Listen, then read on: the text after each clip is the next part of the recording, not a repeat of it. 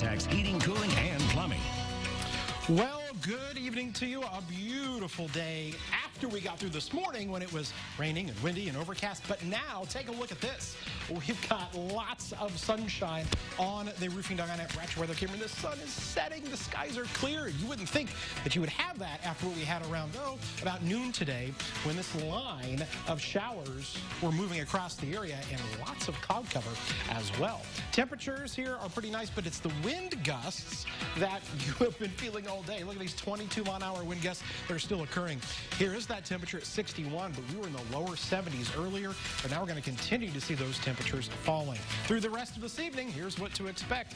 Cooling off down to 50 by 11 p.m. We'll talk more about the big cool down, how low we're headed when we come back. WCIA 3 News starts now on WCIA 3 News. 2 bicyclists were hit by a semi-truck while riding along a highway, and people living nearby say something needs to be done to keep riders safe. A string of thefts in one night with 6 businesses hit. What they stole from one of them, that cost tens of thousands of dollars. And one plant could be closing, and that means layoffs. What it would take for the company to remain open. You're watching your local news leader. This is WCIA 3 News at 6. Your destination is not more important than anybody else's.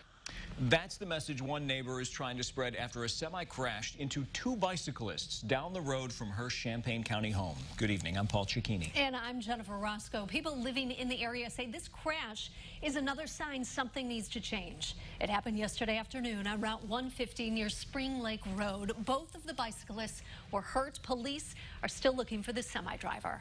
WCIA 3's Courtney Bunting is live where the accident happened. Courtney, neighbors say this didn't have to happen. That's right, Jennifer, and they want changes to happen as a result of it. For example, they want the shoulders of this road to be widened. You can see now as it is that there's not much give along the edges. They also want the location of the speed limit signs to be changed. And that's because they say it will help reduce with speeders. They say a lot of bikers take this route regularly, and the way it is now puts them at risk. It started with a rescue truck and then 2 fire trucks going west. And I wondered what happened. What Paula Flanell saw outside her kitchen window were first responders heading to a crash on Route 150. 3 bicyclists were riding together when 2 of them were hit by a semi. Police say the semi-driver took off and they haven't tracked them down. I went by the front door and I saw the flashing lights. And I called my husband and said, they have 150 blocked off. You can't go west. Denny Elliman saw it too. He's lived right along 150 for 30 years. It didn't surprise me because the bicyclists that come through here are always in danger because people leaving the city of Mahomet and the Mahomet speed zone of 45 miles an hour are known to really accelerate between here and the rest of 150 going west. Flanell feels some changes to the road could make it safer. I think it needs to be wider, a better shoulder with all the cyclists that ride. It's not a good road to be on. She also feels that extending the 45-mile-per-hour speed limit further outside city limits could help.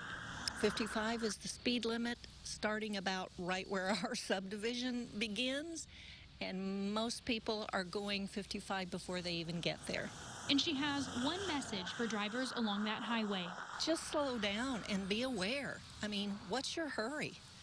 You know, you want to live to see another day, and you want other people too. You have to be aware of other people on the road, not just cyclists, but cars as well.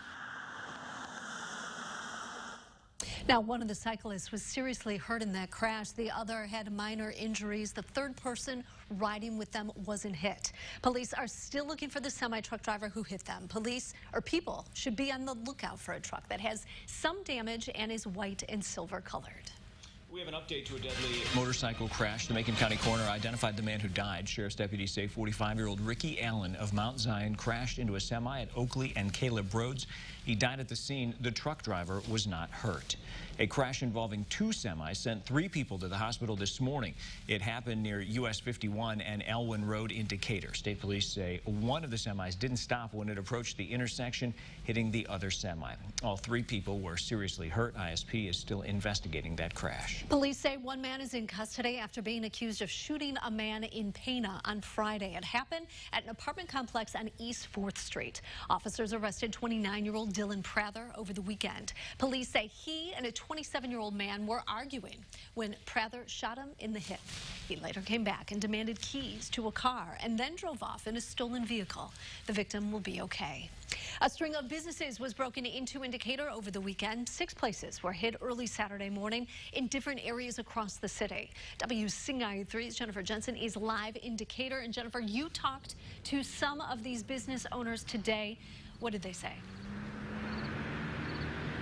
Jennifer, I did, and the business that was hit the worst was here at Bud Conyers car dealership. The shop was broken into, the keys were stolen, and 7 cars were taken off the lot. That's about $60,000 worth. But as of this afternoon, the owner told me 5 of those cars had been recovered by police.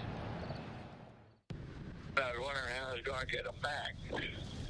And the city police, when they done a heck of a job, they picked up 3 Saturday morning and 1 Saturday night and 1 Sunday night. They done a heck of a job. They got 5 of them recovered. The other businesses that were broken into were Boost Mobile, Rural King, Archer's Alley, Taco Bell, and Decatur Jewelry and Pawn. Today, Decatur police told me nobody has been arrested for this yet. Tonight at 10 o'clock on WCIA, I'll share more of what the other business owners have to say about what happened and also what one of them caught on security footage. Live in Decatur, I'm Jennifer Jensen, WCIA 3, your local news leader. All right. Thank you, Jennifer.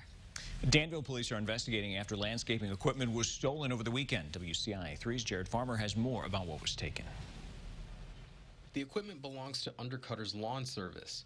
It was taken near the corner of Collette and May Street. The owner says he can't believe someone would steal his stuff. I started this business to help out the elderly because they can't mow the yard, and they, I charge a very reasonable rate and everything like that, and it's just, it makes me sick. Police say the suspect hooked the equipment trailer to their pickup before driving off in the morning. Nearly $15,000 in equipment was stolen. From Danville, I'm Jared Farmer, WCIA 3, your local news leader. Anyone who may have information about the missing equipment is asked to call Danville Police or Crime Stoppers. A U of I student is facing weapons charges after police say he had a gun in his dorm room. Police say Joshua Gray made some concerning social media posts and were worried about some of the things he was saying to other people. They used that information to get a warrant to search Gray's dorm. There they found a semi-automatic gun along with ammunition. You can't have a weapon in a residence hall or at the university anyway, but anytime it accompanies other statements being made or other behaviors, we're going to definitely make that a priority to investigate. This isn't Gray's first run-in with police. He was arrested last week for spray painting by alma mater during a protest. A pharmacy will be temporarily closed after its ceiling collapsed. It happened around 10 a.m. at Dick's Pharmacy in Arthur. The owner says they heard a couple of pops before it happened. The AC and heating unit ripped out in the process. No one was hurt.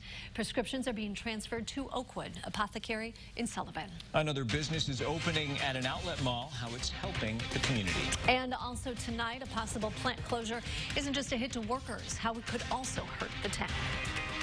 And a beautiful sunset here again tonight, minutes away from that occurring as we recap today, where 72 degrees was the high temperature, 56 the low, but those numbers are going to be changing. When we come back, we'll talk about how these cooler temperatures will be sticking around, some gusty winds, and let you know how long it's going to feel like fall when we come back.